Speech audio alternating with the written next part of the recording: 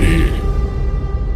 My boys won't hesitate to run up on your boys. 엉덩이 빡빡빡 남자들은 탐탐탐 내 입술 냠냠냠 어디 가도 당당당 등장은 짜짜짜. Assalamualaikum and a very good morning to all my beloved students. Hello my dear, so how are you today? Everyone's good? Alright, who knows what I will teach today? Today we will learning about utter bias in language. Are you ready for this topic, guys? Thank you, Sarah. Seems like everyone's ready, right? Okay. Good to hear that.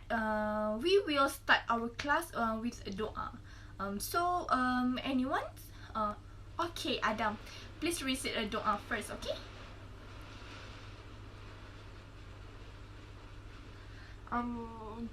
So today, I will explain to you guys what is utter bias in language. Bias in language is made up of words or phrases that might make certain people or groups feel excluded or underrepresented. And utter bias is any opinion or prejudice that affect the author's writing and prevent the author from being completely neutral about the topic or issue which he or her writing. Is it clear, guys? Okay, student. So here the type of bias in a language. I will explain to you guys the details of these types. We gonna start with age bias. Okay, the terms recent graduate, if used in the wrong context, is a biased word against older people. If we are using this type of language for hiring in the United States, and other countries with age discrimination laws, increase the risk of being sued. The example bias in a sentence that I can give to you guys is apply if you are a recent graduate. So the recommended alternative is a graduate. Clear?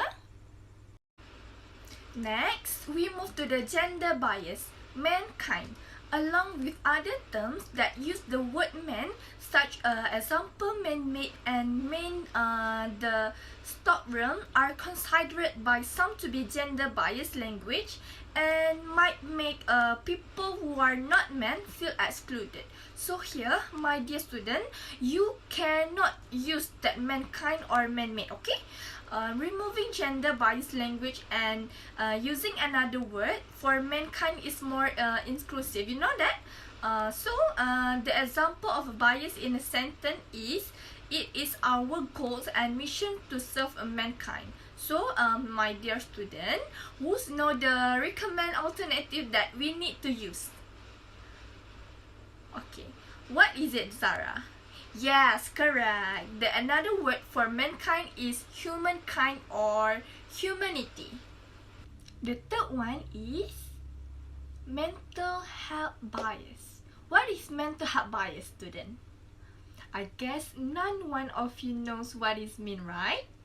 Okay, the mental health bias is the term retarded is offensive to people who have a mental illness. Retarded and its variation were used historically to describe someone with an intellectual disability.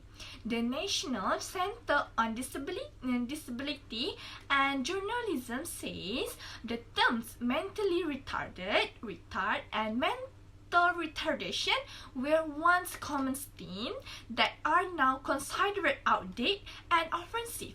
Student, you know that in 2010, President Barack Obama signed a measure known as a ROSA laws that replaced the term mental retardation with intellectual disability in many areas of government, including federal law.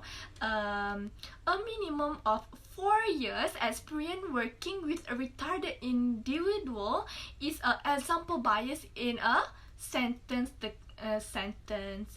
Okay, my dear. So the recommend words.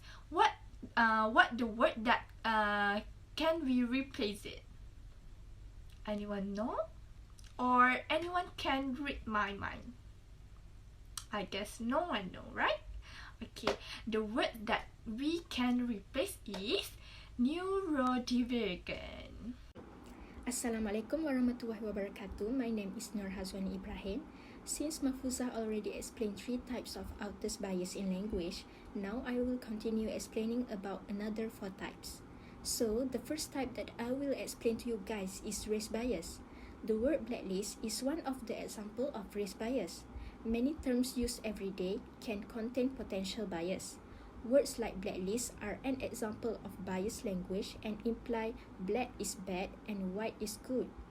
A sentence using bias like blacklist might turn off black candidates. The examples of bias in a sentence is mail control and blacklist monitoring. The recommended alternative for blacklist word can be blocklist. Another example of race bias is brown bag. The brown paper bag test, aka brown bag test, was a form of racial discrimination practice within the African American community in the 20th century. The test involved comparing an individual's skin tone to the color of a brown paper bag. The test was used to gain or be denied entry into certain clubs or organizations. The example of bias in a sentence is, you are expected to attend a weekly brown bag session with your team. The word brown bag are recommended to be replaced with lunch and learn session. Next, I will explain about religion bias. Christmas Day off is one of the religion bias word. Christmas is associated with the religion Christianity and some might feel excluded by you mentioning it. The examples of bias in a sentence is flexible schedules, paid vacation and Christmas days off. So, the recommended word to replace Christmas days off is holiday days off. Now I will explain about ethnicity bias. English native speaker is the example of ethnicity bias. Using the terms English and native together in phrases like English native speaker or English fluency level native might make a person who speaks English as a second language feel excluded. This bias phrase is often found in job descriptions and can easily be replaced by fluent in English. The example of bias in a sentence is excellent verbal and written English native speaker. The most suitable word to replace English native speaker is fluent in English. The last types of author's bias in language that I will explain today is LGBTQ bias.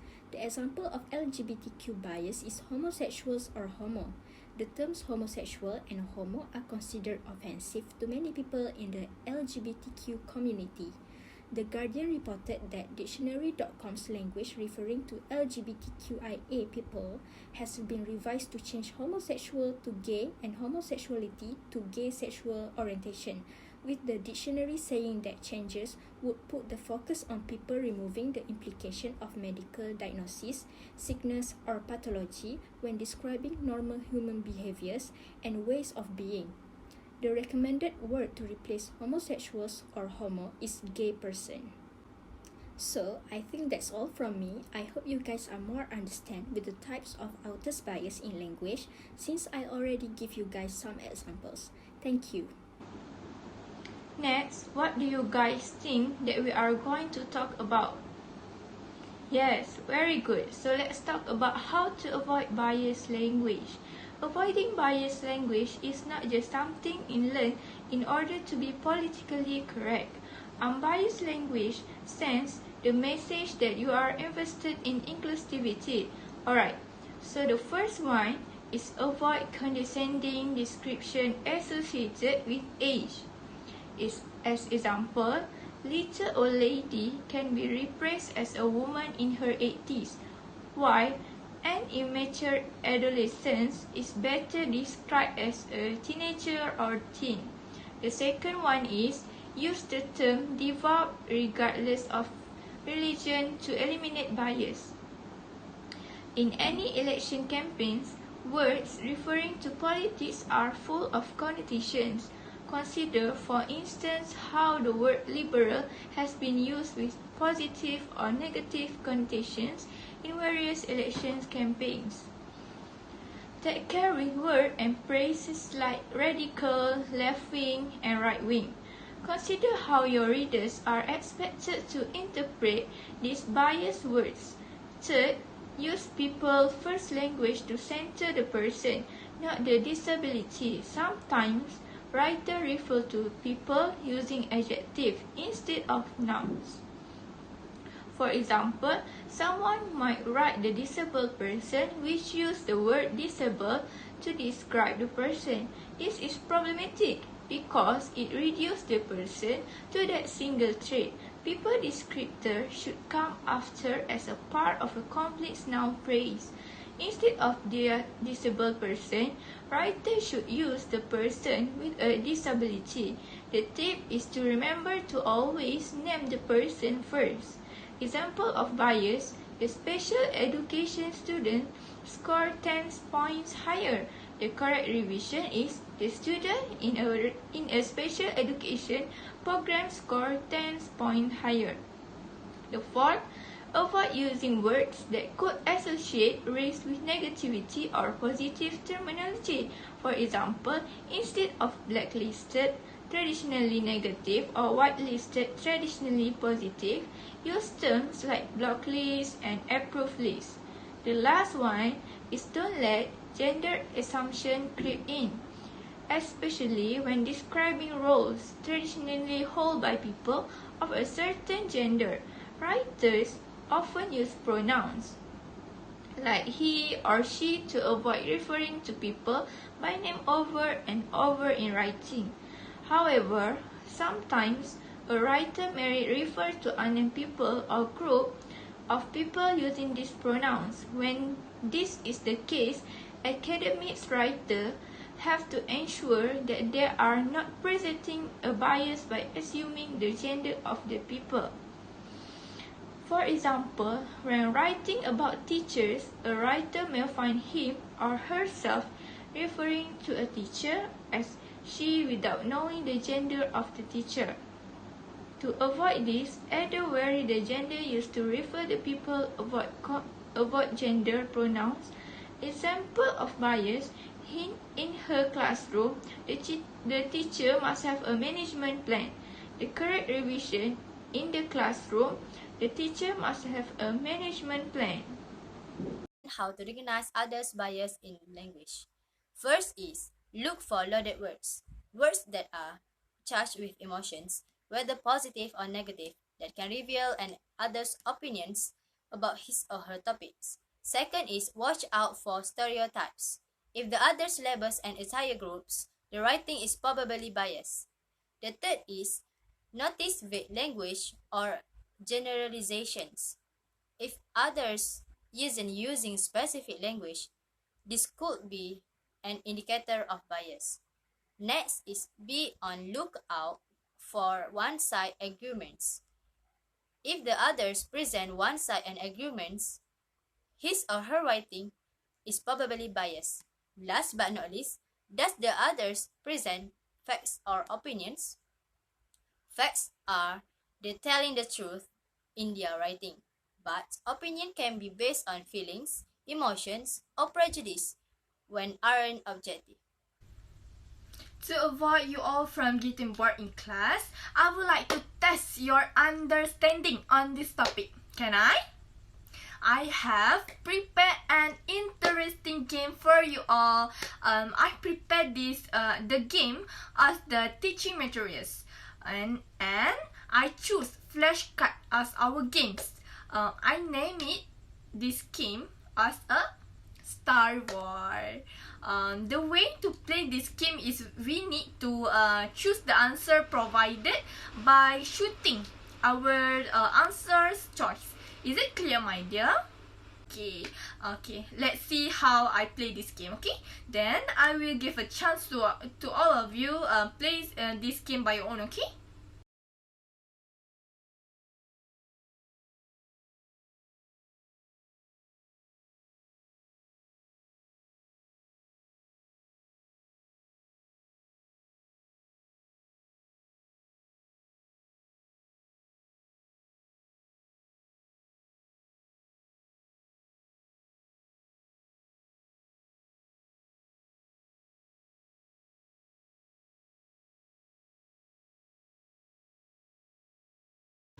These are the questions you need to complete at home and submit before this Wednesday. Okay?